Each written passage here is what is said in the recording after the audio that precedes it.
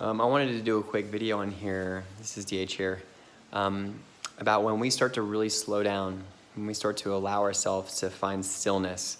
There's many things that start to come to us. I'm going to use an example. I have kids, so they are beautiful teachers to us. They actually need less of our parenting and more of just our genuine, unconditional love.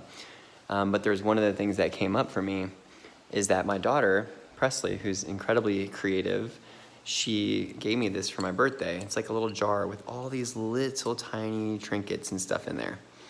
And so many people, and also, as you can see in the background, there's artwork from my 3-year-old, Dyer, and also from Presley and from Lawson on this wall.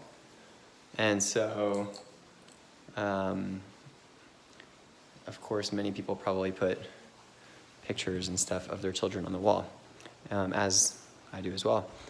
But what I've noticed is that many times they come home from school and they've done like a project or something like that, and I don't know if I necessarily like really intentionally like look at it, acknowledge it, and really connect with the inner child in them. Like not just like be the dad that's like, oh, really cool, or the mom that's like, really cool, you know, but like just you're acknowledging it, you're saying really cool, but you're just kind of like saying it, but you don't really dive in. So for instance, I have a 3-year-old and he'll come home with like a board with a nail in it and a bottle cap with like a paint streak. But I really try to connect with like him in that moment and to see what it felt like to create it. I find stillness in myself so I can see the gratitude in what he or she are creating.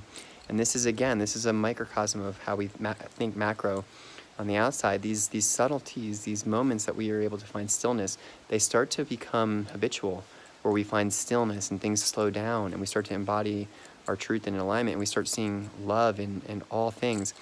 Anyways, this little thing, I knew that she had picked each little piece with intention. And most of the time she does stuff like this and I'm like, oh, really cool, Presley.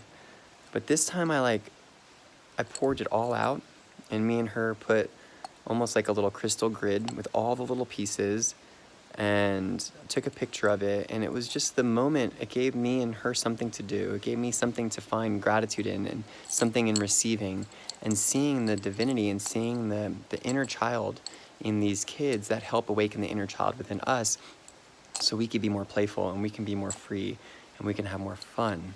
So if you have children, or if you work with children, see the inner child with them, see the beauty and divinity in them, and see the pureness in them, because it's contagious and it rubs off on us, to where there is a 40-year-old man that can look in a jar with a bunch of little random things and see and feel her energy and her creativity and her love in it. So hopefully that message resonates with you guys. Love y'all.